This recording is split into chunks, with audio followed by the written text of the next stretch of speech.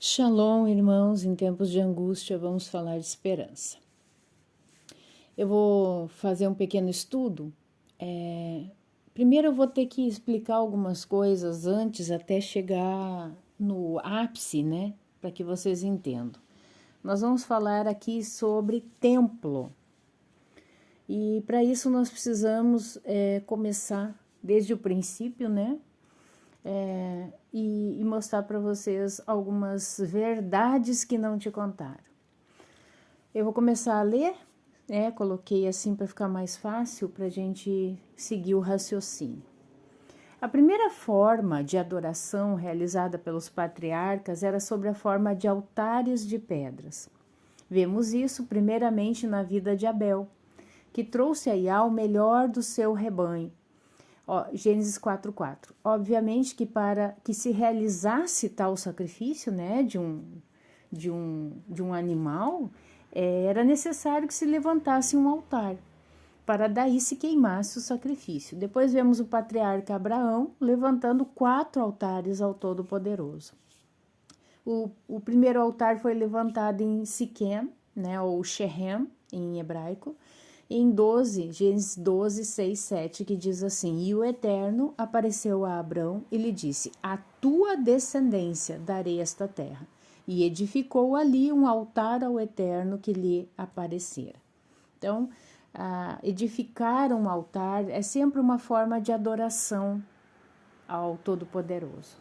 Gênesis 12, 8, 9. O segundo altar, em Beit-El, ou Betel, ou Bet-El. E saiu dali para o monte, a oriente de Betel, e estendeu sua tenda. Betel ao ocidente e Ai ao oriente. E edificou ali um altar ao Eterno e invocou o nome do Eterno. Gênesis 13, 18. Altar em Hebrom. E Abraão armou as tendas e estabeleceu-se nas planícies de Manre, que estão em Hebrom, ou Evron, e edificou ali um altar ao Eterno. Em Gênesis 22, 9, a gente vê o quarto altar, né, que é no Monte Moriá, e chegaram ao lugar que Deus lhe havia dito, e Abraão edificou ali o altar. Pôs a lenha em ordem, amarrou a Isaque, seu filho, e colocou no altar sobre a lenha. Obviamente, a gente já sabe o desfecho, né, que efetivamente Isaque não foi sacrificado, mas já estava separado o cordeiro ali para ser sacrificado. Bom, essas pedras, né, a ordenança é que as pedras não fossem talhadas ou que não fossem usadas ferramentas para se trabalhar essas pedras. Tinham que ser pedras rústicas. Por quê, irmãos? Porque quando entra uma ferramenta em ação, seja na madeira, seja na pedra, há a tentação de se trazer uma forma para aquela madeira, para aquela pedra. E gerando então idolatria. Então, por isso a preocupação do Todo-Poderoso de que não se manejasse com ferramentas as pedras. Então, pedras brutas, pedras não forjadas com nenhum tipo de instrumento. O povo eleito de Á, que foi gerado através dos 12 filhos de Jacó, que também recebeu o nome de Israel, né? Eu fiz questão de colocar aqui que ele recebeu também o nome de Israel. Então, na verdade, ele teve 2 nomes, não como o sistema religioso diz, né? Que ele deixou de ter o nome Jacó, que eles entendem que é um nome com o contexto de enganador, sendo que já foi explicado aqui que Yaakov quer dizer aquele que segura pelo calcanhar. Então, ele não é nesse contexto de enganador. E ele recebeu o nome de Israel. Então, muitas vezes a gente vai ver em relação a Jacó, nas Sagradas Escrituras, apenas chamando-o pelo nome de Israel. Após saírem de Canaã em direção ao Egito para salvarem suas vidas da fome, né, na época de José, acabaram por permanecer lá por 430 anos. Isso fala em Êxodo 12, 40. Acabaram por participar de um ambiente politeísta, ou seja, poli é vários, teísta é de teos, né, de Deus. Então, vários deuses. Então, o Egito, um lugar politeísta, sendo que o principal ídolo a ser adorado ali era o faraó e os demais deuses que sempre tinham relação com algum elemento da natureza, enfim. Obviamente, né, que eles acabaram, nesses 430 anos, muitas das famílias acabaram se corrompendo com essa idolatria e também esquecendo, né, de toda aquela ordenança de ensinar a palavra do Todo-Poderoso para os filhos, né, de pai para filho. Obviamente, como eu coloquei aqui, que sempre tem um remanescente fiel, né? Entre esse remanescente fiel que estava lá no Egito, nós temos a família de Moisés. Então, esses são aqueles que se mantêm fiéis ao Todo-Poderoso. Então, tirar essa idolatria incrustada em um povo não é tarefa fácil. Já no deserto, quando Moisés sobe ao monte para receber as instruções e os mandamentos do Eterno, o povo, achando muita demora dele, já solicita a Arão que faça para eles um ídolo. Êxodo 32:1. E o povo viu que Moisés demorava em descer do monte e se juntou o povo a Arão e disse-lhe: levanta-te, faz-nos deuses que andem diante de nós, porque a este Moisés, o homem que nos fez subir da terra do Egito, não sabemos o que lhe aconteceu. E Arão então providencia um bezerro de ouro para adoração. O Todo-Poderoso, detectando isso, pede a Moisés que prepare um tabernáculo, conforme o tabernáculo celestial. Notamos, porém, que o tabernáculo ele sempre foi móvel. Quando a nuvem se movia, os levitas, conforme as atribuições de cada um, faziam o desmanche do tabernáculo e seguiam a nuvem, né, que é a presença do Todo-Poderoso manifesta entre o povo de Israel. Quando a nuvem parava, eles novamente faziam a montagem do santuário. No livro de 1 Coríntios 3, no verso 16 e 17, Paulo diz: não sabeis vós que sois Beit Hamikdash de Elohim e que Aruah Elohim habita em vós? Se alguém destruir o Beit Hamikdash de Elohim, o Elohim o destruirá, porque sagrado é o Beit Hamikdash de Elohim, que sois vós. Coloquei em outra tradução para ficar mais fácil. 1 Coríntios 3, 17. Não sabeis vós que sois o templo de Deus e que o Espírito de Deus habita em vós? Se algum homem corromper o templo de Deus, Deus o destruirá, porque o templo de Deus é santo, e este templo sois vós. Engraçado que me veio à mente agora essa questão de corromper o templo, né? Essa corrupção do templo, irmãos, é algo muito terrível. Então, nós temos a corrupção do templo, que somos nós, né? Em várias ações, né? Quando a gente vai contra a natureza santa do Todo-Poderoso, nós corrompemos o templo. A questão de muitas coisas que estão fazendo alteração no nosso DNA corrompem o templo. E me veio agora muito forte a questão do porco.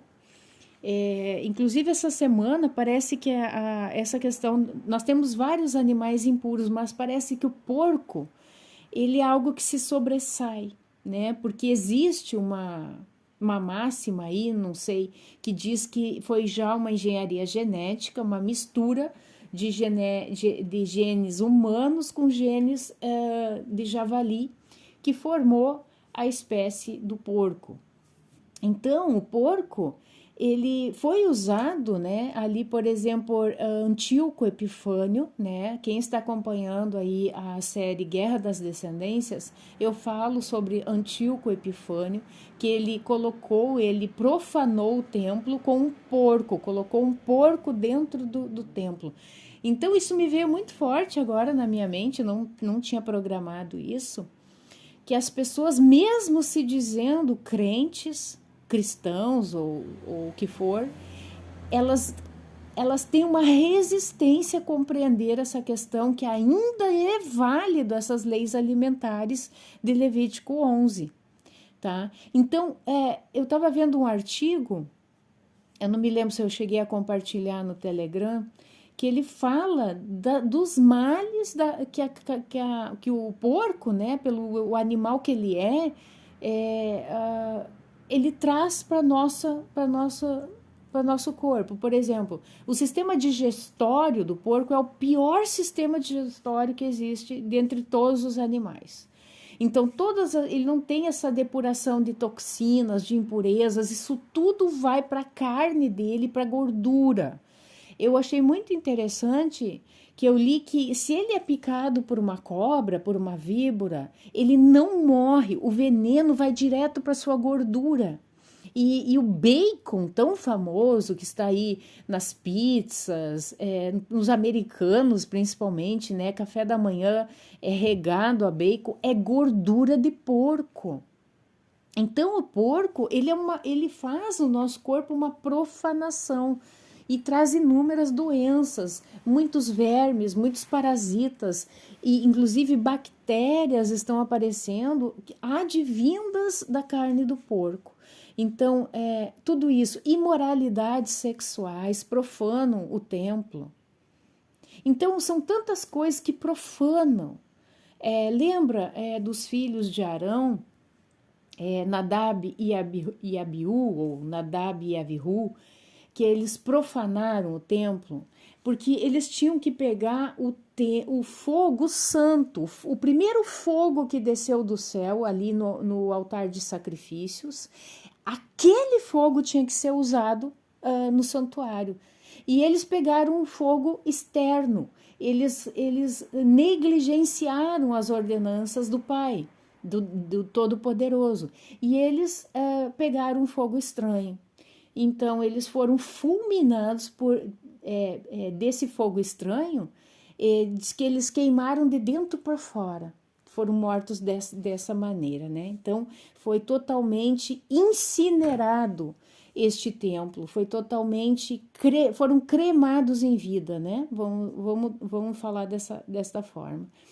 Então, nós, como templo da habitação da Ruach HaKodesh, o templo da habitação do Espírito Santo, irmãos, é muito sério.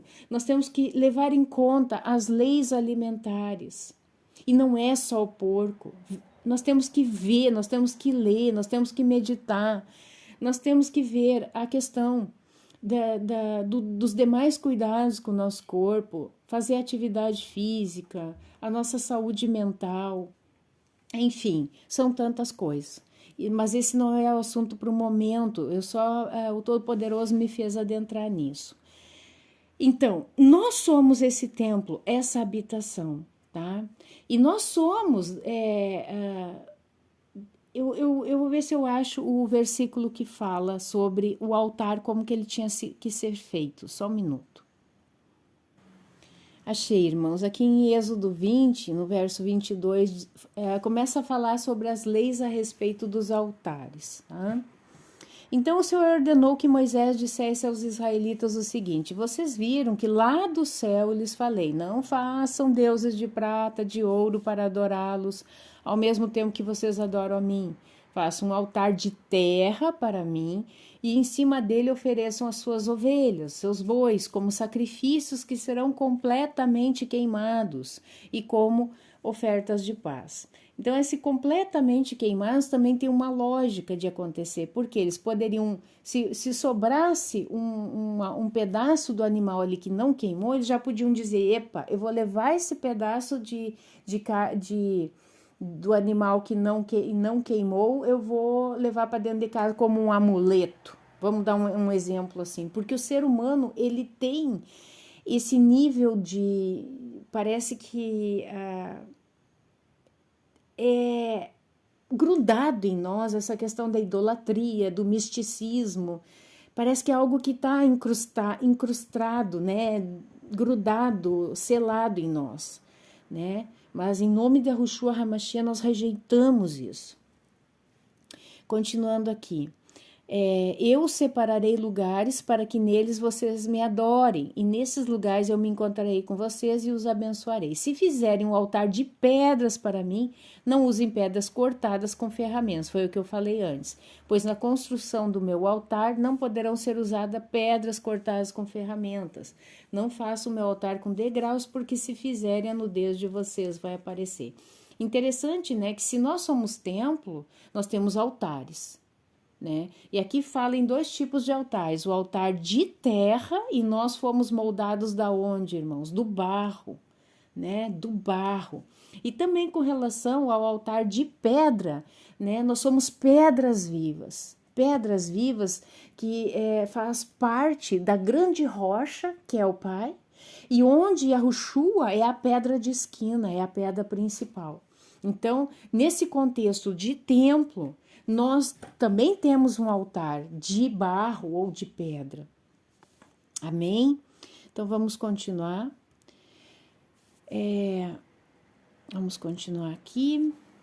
Romanos 8:9. Mas vós não estáis na carne, mas no Espírito, se é que o Espírito de Deus habita em vós. Ora, se algum homem não tem o Espírito de Cristo, esse não é dele. Então, irmãos, o carnal, ele é idólatra. O idólatra é carnal. Não tem como nós separarmos essa relação, tá? Então, nós temos que andar no Espírito. No Espírito. A nossa adoração tem que ser em Espírito e em verdade, tá? E não somente isso, mas quem não crê no Mashiach, em Cristo, tal homem, né, diz ali, ora, se algum homem não tem o Espírito de Cristo, esse não é dele. Então, não se separa uma coisa da outra, tá? Então, nós temos que estar nesse conjunto, Pai, Filho, Ruach HaKodesh. Continuando sobre a mobilidade, né? Essa mobilidade do tabernáculo fala de nós, seres móveis. Mobilidade, irmãos, é o oposto de algo estático, sem vida. Os ídolos são assim. Então, eu retirei do livro de Sabedoria, no capítulo 13, do verso 10 ao 19. Diz assim: são os desgraçados, põem sua esperança em seres mortos, estes que chamam deuses a obras de mãos humanas. Então, aqui o autor, né, do livro de Sabedoria está chamando os idólatras de desgraçados, tá? Então, chamam deuses a obras de mãos humanas, ouro, prata, lavrados com arte, figuras de animais ou uma pedra inútil, obra de mão antiga. Eis um carpinteiro, ele serra uma árvore fácil de manejar, raspa-lhe cuidadosamente toda a casca, convenientemente a trabalha e dela faz um utensílio para os usos da vida. Quanto às sobras de seu trabalho, emprega-as no preparo da comida que o sacia.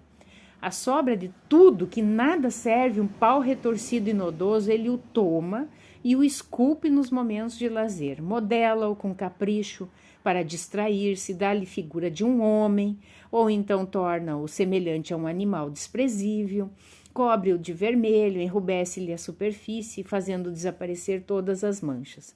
Depois faz-lhe um nicho digno dele e o coloca na parede, prendendo com um prego. Toma precauções para que não caia, sabendo que ele não pode valer-se a si mesmo, é uma imagem, necessita de ajuda. Entretanto, se quer rezar por seus bens, casamento e filhos, não se envergonha de dirigir a sua palavra a este ser sem vida. Para a saúde, ele invoca o que é fraco, para a vida, implora o que é morto. Para uma ajuda, solicita o que não tem experiência. Para uma viagem, dirige-se a quem não pode dar um passo. E para ter lucro e êxito em seus trabalhos e empresas, pede vigor ao que nenhum vigor tem em suas mãos. Nós vamos lembrar deste texto aqui mais para frente, tá? Que eu vou falar algo aqui a respeito bem disso, tá? Dessa adoração em seres que não têm vida, em pau, em pedra, em ouro, em prata, tá? Nós vamos falar um pouco mais para frente. Eu coloquei aqui em letras garrafais. A idolatria sempre foi a causa da queda do povo de Israel. Ao estabelecer-se na terra prometida, após passar 4 décadas perambulando pelo deserto, o povo do convênio de Israel finalmente tomou posse de Canaã e o tabernáculo foi estabelecido em Siló, para onde se dirigiam as tribos, a fim de conhecer a vontade e a palavra de Deus. Aí eu coloquei todas as referências sobre esse tabernáculo, né, onde ele estava, para onde depois ele foi removido para Gideão e depois para a cidade de Davi ou Sião. Então vocês podem pegar essas referências e ler. O templo de Salomão. Davi, o segundo rei de Israel, desejava e planejava construir uma casa para o Senhor. Declarou que não era correto que ele, o rei, morasse em um palácio de cedro, ao passo que o santuário de Deus ficava numa tenda. Isso está escrito em 2 Samuel 7:2. Mas o Senhor pronunciou-se pela boca do profeta Natã, recusando a oferta apresentada, porque Davi, rei de Israel, embora em muitos aspectos fosse um homem temente a Deus, Davi tinha travado muitas guerras e derramado muito sangue. 1 Crônicas 28:2-3. Contudo, Davi recebeu permissão para reunir materiais para a casa do Senhor, que viria a ser construída não por ele, mas por Salomão, seu filho. Então, Davi reuniu ali muitas riquezas já de ouro, né, de outros utensílios, justamente já para a construção do templo. Logo depois de subir ao trono, Salomão começou as obras, lançou os alicerces no 4º ano do seu reinado e o edificou. Ficou pronto 7 anos e meio depois. A construção do Templo de Salomão foi um marco divisório, não só na história de Israel, mas de todo o mundo. Então, aqui nós temos o primeiro templo a ser construído, né? O Templo de Salomão. De acordo com a cronologia comumente aceita, o templo foi concluído em 1005 a.C. No tocante à arquitetura e construção, projeto e custos, ele é conhecido como um dos edifícios mais notáveis da história. As sessões dedicatórias duraram 7 dias, uma semana de santo regozijo em Israel. A benevolente aceitação do Senhor manifestou-se na forma de uma nuvem que cobria as câmaras sagradas quando os sacerdotes saíam, porque a glória do Senhor encheu a casa de Deus. 2 Crônicas 5:14, ver também Êxodo 40:35 e 2 Crônicas 7:1-2. O desejo do meu coração, irmãos, é que os ouvintes desse vídeo compreendam que as repreensões do Todo-Poderoso sempre são motivadas. Eu vou repetir de novo. As repreensões do Todo-Poderoso sempre são motivadas. Jamais o Pai repreende e castiga simplesmente porque acordou de mau humor. Estou usando aqui uma ironia, né? Israel, que somos nós, se desvia com muita facilidade. Salomão tinha tudo para dar certo, mas se deixou contaminar por causa dos ídolos de suas mulheres pagãs. 1 Reis 11, do 1 ao 13. É necessário ler, tá, irmãos? Vamos ler então. E o rei Salomão amou muitas mulheres, mas não é só mulheres, não eram mulheres israelitas, mulheres estrangeiras, juntamente com a filha de Faraó, moabitas, amonitas, edomitas, que foi, né, todos esses povos também inimigos, né? Sabemos que os edomitas, os moabitas, os amonitas, né, todos esses inimigos, sidônios e teus, dos povos que o Eterno havia dito aos filhos de Israel: não vireis a elas e elas não virão a vós, pois perverterão o seu coração para seguir os seus deuses. E não somente isso, né, irmãos? A questão genética também, tá? Porém, a esta Salomão se uniu com amor, chegando a ter 700 mulheres como princesas e 300 concubinas. E as suas mulheres desviaram o seu coração. E na época da velhice de Salomão, suas mulheres desviaram seu coração para seguir outros deuses, e o seu coração não era mais inteiro para com o Eterno, seu Deus, como o coração de seu pai Davi. Pois Salomão seguiu a Astorete, deusa dos sidônios, a Milcom, né, que é o mesmo Moloque, né, a abominação dos amonitas. E Salomão fez o que era mal aos olhos do Eterno e não perseverou em seguir ao Eterno como Davi seu pai. Então Salomão construiu um altar a Quemosh, a abominação dos moabitas, sobre o monte que está diante de Jerusalém, e a Moloque ou Moleque, né, a abominação dos filhos de Amon, fazendo o mesmo para todas as suas mulheres estrangeiras, as quais queimavam incenso e ofereciam sacrifícios a seus deuses. E o Eterno se zangou com Salomão, porquanto desviou seu coração do Eterno, Deus de Israel, que lhe aparecera 2 vezes e ordenara-lhe a respeito disso, que não seguisse outros deuses. Porém, ele não respeitou o que o Eterno lhe ordenara. Então o Eterno disse a Salomão: porquanto houve isto em ti, e não guardaste a minha aliança, os meus estatutos que te ordenei, certamente resgatarei de ti este reino e o darei ao teu servo. Contudo, não o farei nos teus dias, né? O servo que em questão é Jeroboão, né? Contudo, não o farei nos teus dias, por amor de Davi, teu pai, e sim da mão de teu filho o rasgarei. Mas não rasgarei dele todo o reino. Uma tribo darei ao teu filho, por amor de meu servo Davi, e por amor de Jerusalém, que eu escolhi, né? Que foi ali Roboão. Os nomes em hebraico eu não me recordo agora, tá, irmãos? Que ele ficou ali com o reino do sul. E Jeroboão ficou com o reino do norte. Profanação do Templo de Salomão. A gloriosa primazia dessa estrutura esplêndida foi de curta duração. 34 anos depois de sua dedicação e apenas 5 anos após a morte de Salomão, teve início seu declínio. Essa decadência logo se transformaria em pilhagem generalizada e, por fim, em verdadeira profanação. Salomão fora desencaminhado pelos ardis de mulheres idólatras, e sua rebeldia contribuíra para o aumento da iniquidade em Israel. O templo logo perdeu sua santidade, e o Todo-Poderoso retirou sua presença protetora do local, que deixou de ser sagrado. Os egípcios, cujo domínio sobre o povo fora desfeito no passado, voltaram a oprimir Israel. Sisaque, rei do Egito, invadiu Jerusalém e tomou os tesouros da casa do Senhor.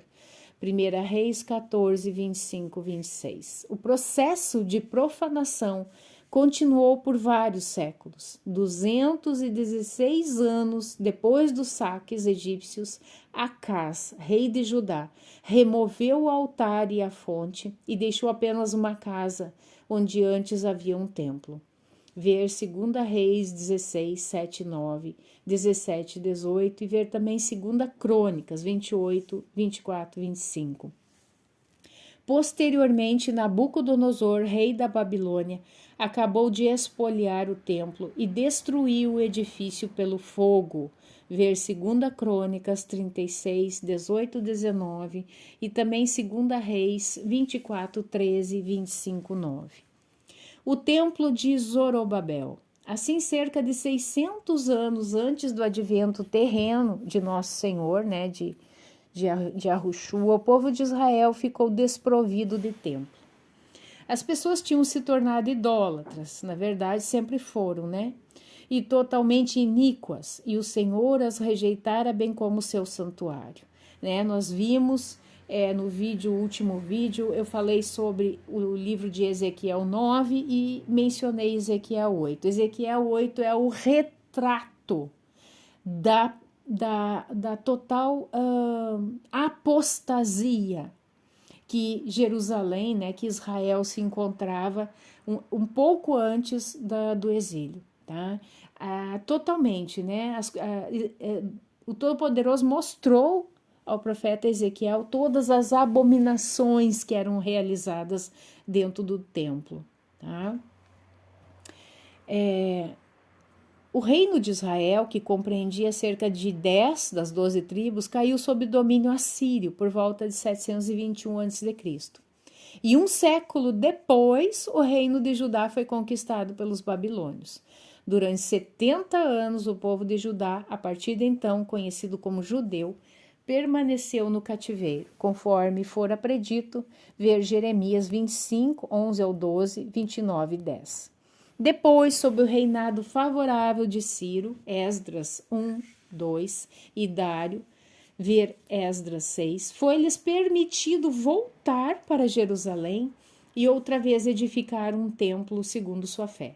Em memória do homem à frente dessa empreitada, o templo restaurado ficou conhecido na história como o Templo de Zorobabel.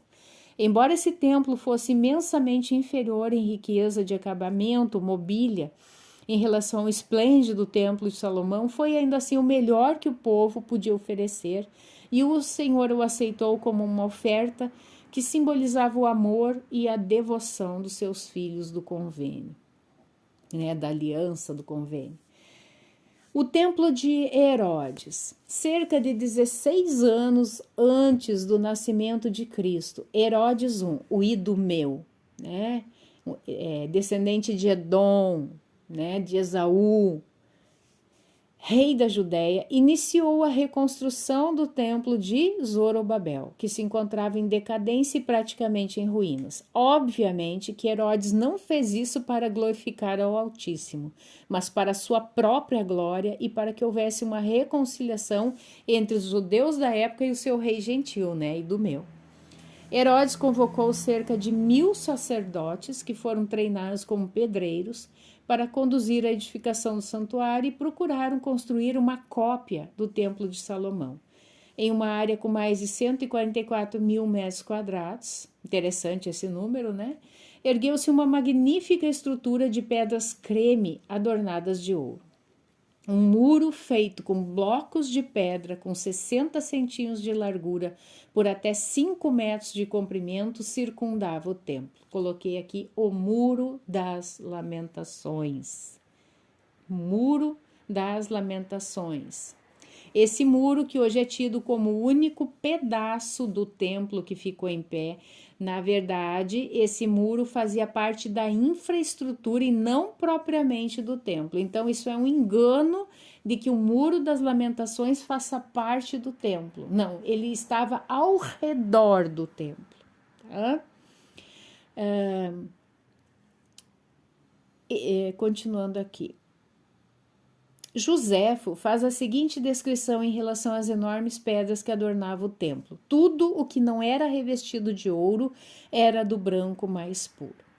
Lucas 21, 5, 6. E quando alguns falaram sobre o templo, que estava adornado de formosas pedras e dádivas, ele disse: quanto a estas coisas que vedes, dias virão em que não se deixará uma pedra sobre outra que não seja derrubada.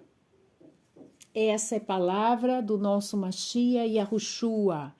O templo, ele profetizou que não ficaria pedra sobre pedra. Então, é impossível que o Muro das Lamentações faça parte do templo, esse templo, que foi reedificado aí por Herodes. Contudo, alguns anos após o término da construção, exatamente 40 anos depois da profecia de Yahushua, dessa profecia que não se deixaria uma pedra sobre a outra, durante as celebrações da Páscoa judaica, as tropas do comandante romano Tito tomaram posição de combate às portas de Jerusalém. A cidade estava em festa e repleta de judeus de todas as partes.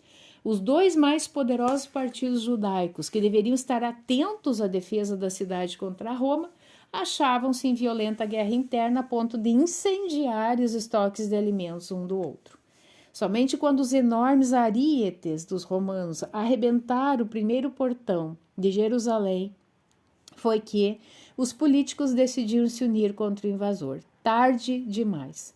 Tito incendiou tudo.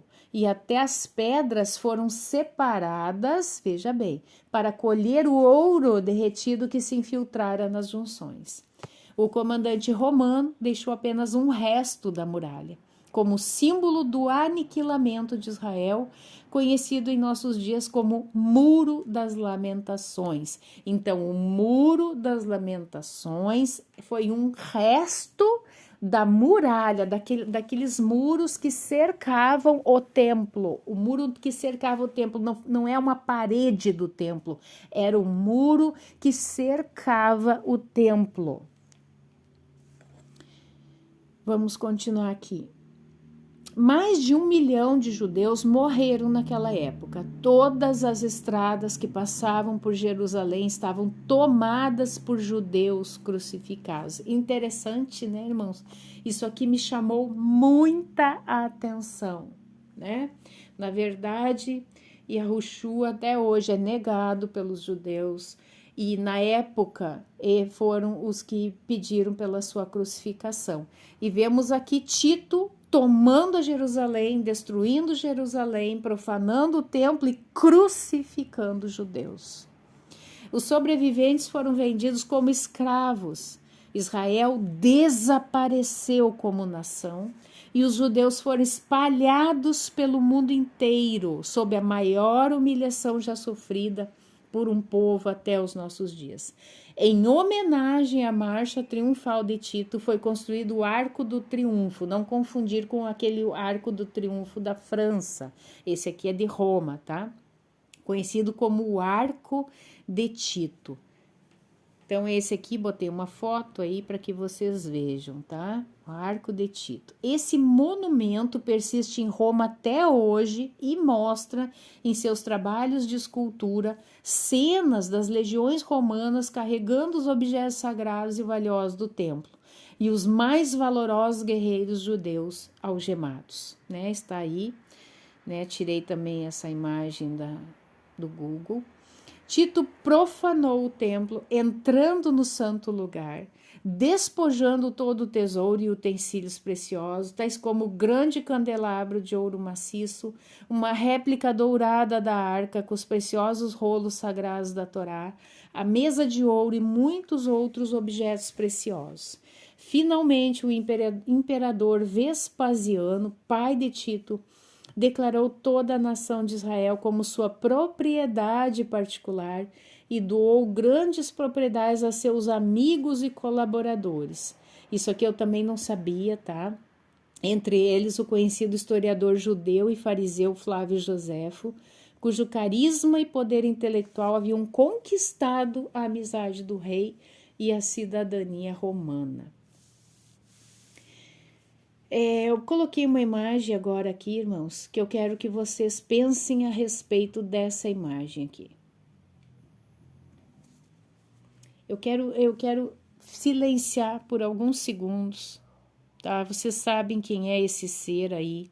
Esse é o Muro das Lamentações e esse ser aí é de conhecimento de todos, tá? Eu coloquei o seguinte: o Chico jesuíta está fazendo o que aí, irmãos? É uma pergunta. O que o Chico está fazendo aí? Querem saber o que eu penso? Lembrando da vitória do Romano Tito. E os bobos de plantão dizendo: ai, o Papa ama os judeus. Ama os judeus, pode ter certeza. Para quem crê que Yahushua, Jesus Cristo, é o Messias prometido, com certeza acredita em tudo o que ele falou. E se ele disse que não ficaria pedra sobre pedra do templo, que pedras são essas que vocês veem aí? Essas aqui que o Chico jesuíta está tocando. Que pedras são essas, irmãos? É justamente o que eu já mencionei acima, é o resto do muro erguido ao redor do templo, que Tito deixou como escárnio, para dar testemunho de sua vitória. E os bobos de plantão ainda vão aí fazer referência a pedras que testemunham a favor do inimigo. Verdades que não te contaram, mas eu tô te contando agora, tá? Eu coloquei aí uma maquete, né? Do Domo da Rocha ali, e ali eu não consigo, irmãos, aumentar. Deixa eu ver aqui. Aqui, tá. Ali é uma porção bem pequenininha, que é o Muro das Lamentações, tá? Aqui nós temos o Domo da Rocha, ele é completamente cercado. Provavelmente o templo, esse Domo da Rocha foi construído em cima do templo, tá? Nós vamos ver um videozinho depois lá para frente que toda essa Israel de hoje, esse novo Estado de Israel, foi construído por cima da verdadeira cidade aí de Jerusalém, desse Israel bíblico, tá? Então, para que você saiba. Aqui eu coloquei outra foto, tá?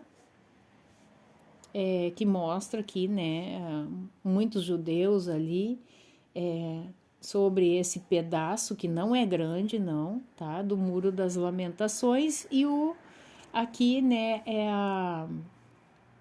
o Domo da Rocha, né, que é de propriedade do muçulmano, né, dos muçulmanos,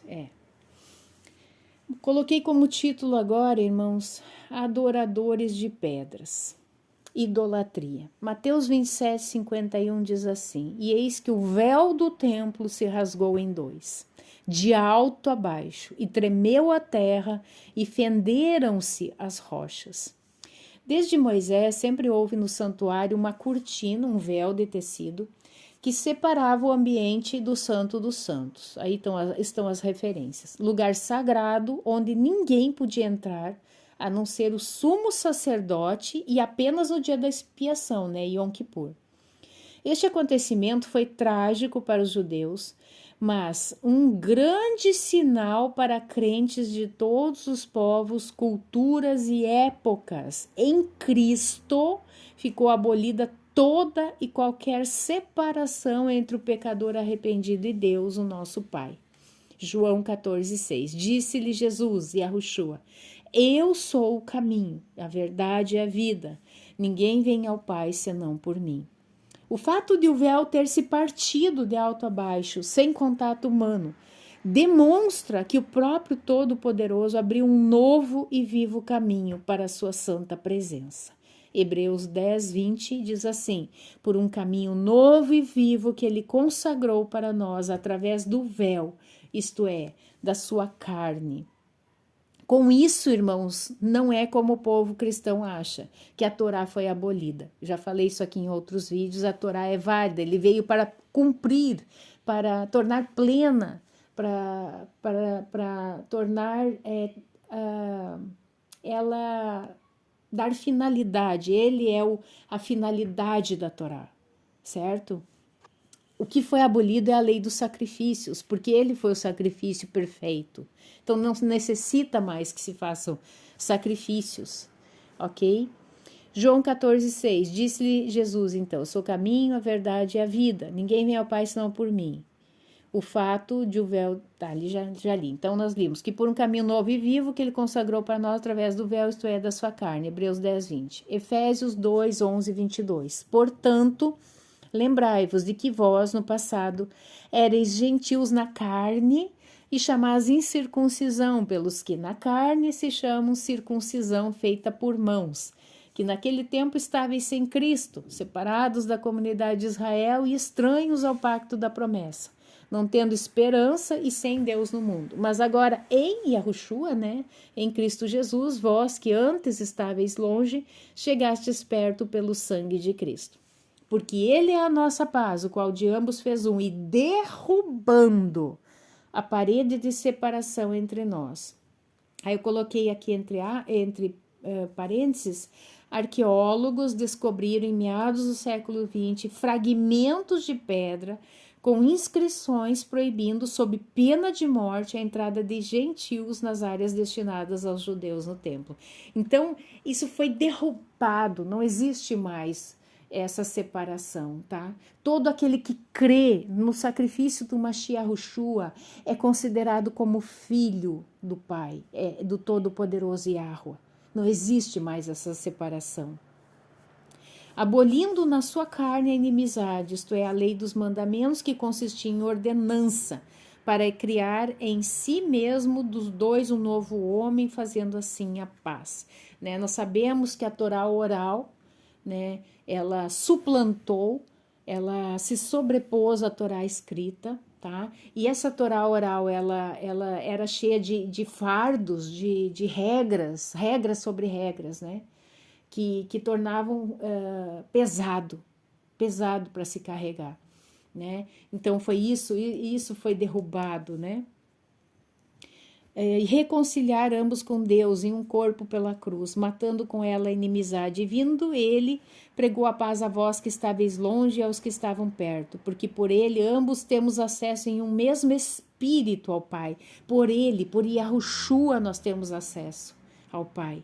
Assim que já não sois estrangeiros, nem forasteiros, mas concidadãos dos santos e da família de Deus. E sois edificados sobre a fundação dos apóstolos e dos profetas, de que Jesus Cristo, Yahushua HaMashiach, Yahshua HaMashiach, é a principal pedra da esquina, no qual todo edifício bem ajustado cresce para templo santo no Senhor, no qual também vós juntamente sois edificados para a habitação de Deus através do Espírito. João 4, 23, 24. João 4 é o encontro de Yahushua com a samaritana, né? Mas a hora vem, ele está falando para a samaritana, quando ela questiona, mas afinal, aonde que é para nós te adorarmos? Né? Em que lugar?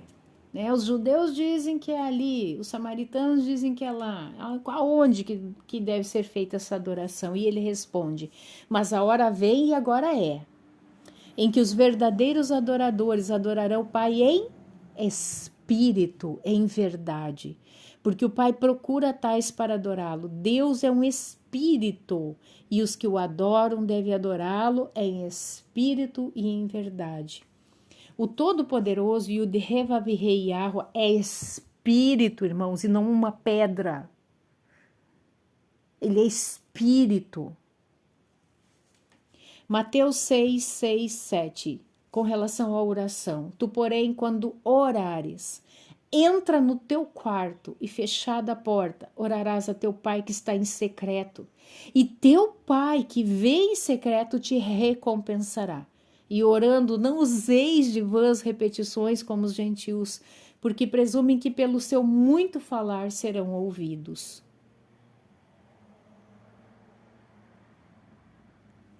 Eu vou ter que abrir a internet aqui para carregar o vídeo, irmãos. Essa figura aqui, ela diz respeito, né, a todas as petições de oração, né, que as pessoas vão colocando aí nas fendas da rocha, tá?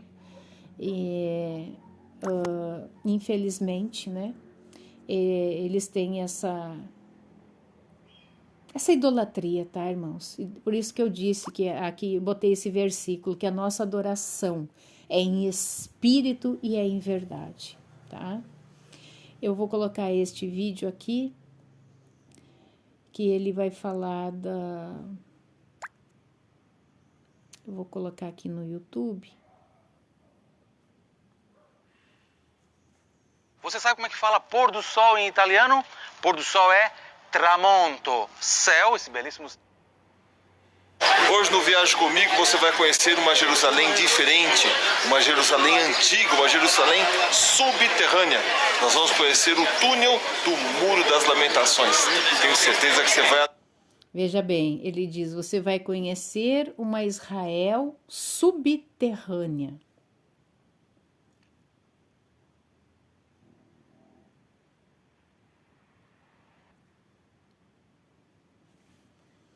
Adorar. E se adorar, inscreva-se no nosso canal, dê um like e compartilhe esse vídeo. Quer conhecer Israel? Quer conhecer o mundo? Então, viaje comigo.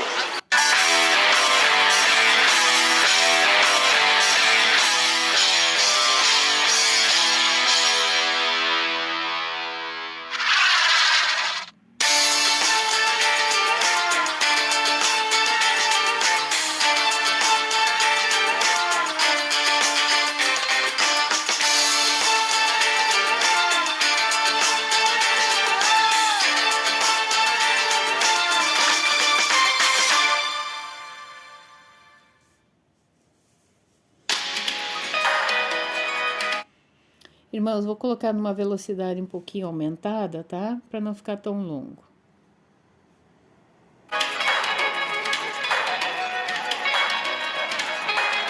Para quem visita o Muro das Lamentações, existem outros passeios que você pode fazer relacionados ao muro. Um deles é esse aqui, o túnel do Muro das Lamentações, ou Western Wall Tunnels.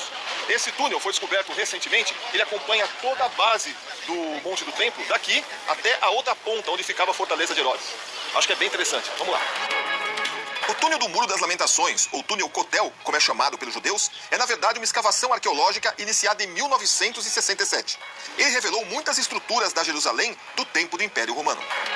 Esse quadro mostra bem o que nós vamos conhecer hoje. Esse nível... Prestem atenção nessa explicação que ele vai dar. Aqui embaixo é Jerusalém do tempo de Davi. Aqui na terra eram construídas as casas e o muro do templo estava aqui. Depois vieram os romanos e construíram esse pavimento aqui. Depois dos romanos, depois que o templo foi destruído, outra cidade foi construída e em cima desses arcos foram construídos outros arcos. Em cima desses arcos, a Jerusalém atual. A Jerusalém atual está aqui em cima, nós estamos aqui e nós vamos descer até aqui. A primeira parte das escavações percorre uma antiga igreja do tempo dos Cruzados e passa por cima de antigas piscinas de purificação do primeiro século. Lá embaixo, ó, ficam os banhos rituais. Lá os judeus se banhavam e se lavavam antes de entrar no templo, que entrava ali pela frente. Foram achados mais de 60 banhos rituais como esses aí. Nessa primeira parte, encontramos duas estruturas importantes. Uma delas é esse lugar de oração especialmente dedicado às mulheres e que fica pertinho do Muro das Lamentações. E também essa linda sinagoga subterrânea, cercada de paredes e arcos milenares. Essa pedra aqui atrás de mim é a maior pedra do muro, com 14 metros de comprimento, mais de 570 toneladas.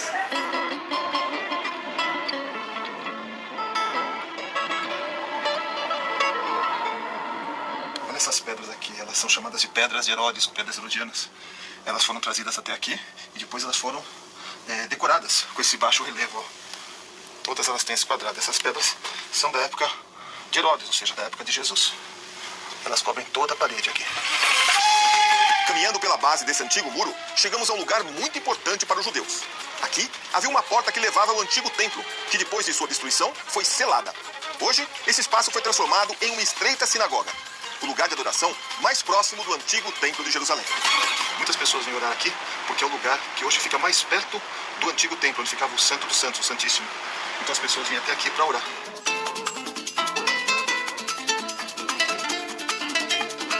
Vou explicar para você onde nós estamos. Esse aqui, ó, é o muro lateral do templo, tá vendo? Tinha um vale aqui.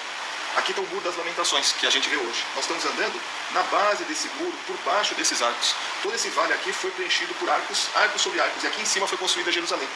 Então nós estamos andando aqui por baixo, até esse lado de Jerusalém, que é o túnel Kotel. Continuamos caminhando pelo túnel por algumas centenas de metros. E a cada instante, ele nos revelava detalhes fascinantes do passado. Ó, esse aqui é o canal por onde a água das fontes, das cisternas lá de cima, eram trazidas até o templo, escavada na rocha. Beleza. Esse lugar aqui é uma antiga rua, da época de Herodes, do tempo de Jesus. Ó. O pavimento é original ainda, as colunas, e era o acesso ao muro, ao templo, né? Aqui eles seguiam essa rua até um portão que está aqui na frente. Você vê que depois foram construídas outras casas, outras camadas. Aqui foi construída uma casa, lá em cima um outro arco, e a cidade foi sendo construída. A cidade nova está lá em cima, acima daqueles arcos lá. Quer dizer, foi construída uma cidade acima da outra. Fantástico. Ao subir ou descer pelas antigas passagens, você literalmente viaja no tempo, pois as camadas históricas se sobrepõem umas às outras. Nós estamos subindo da época dos romanos e voltando, adiantando no tempo. Olha, passando por essas paredes aqui e subindo esse nível, nós estamos adiantando pelo menos aí uns 700 a 1000 anos no tempo para uma outra época.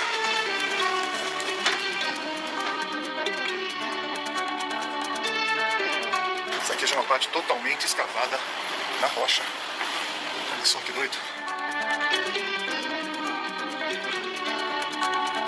O aqueduto termina em uma antiga cisterna, que no passado fornecia água usada no templo. Imagine transformar seus momentos livres em oportunidades de renda extra, ganhando...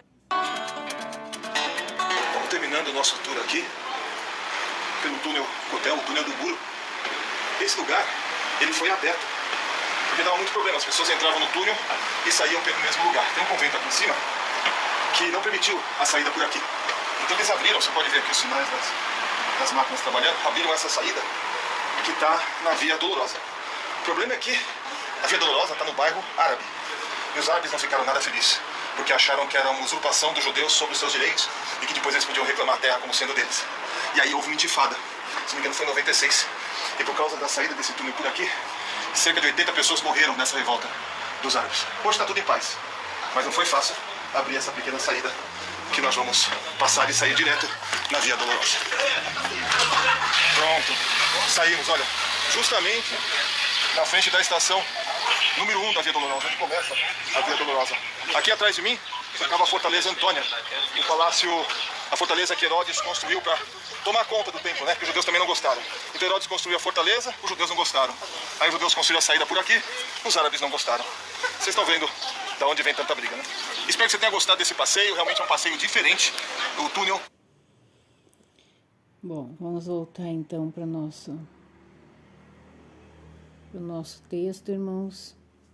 Bom, que eu acho que vocês já conseguiram, né, entender o que eu quero dizer com isso. Ali vocês viram ele mostrando, né, que a Israel mesmo verdadeira, da época de Yahushua, está bem abaixo da Israel, da Nova Israel.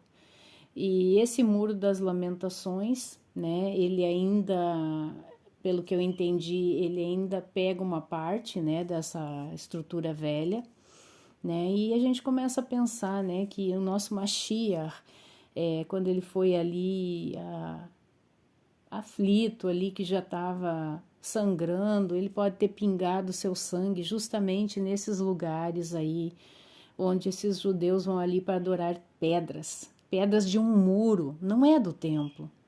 É pedras de um muro, uma fortaleza que contornava o templo, né?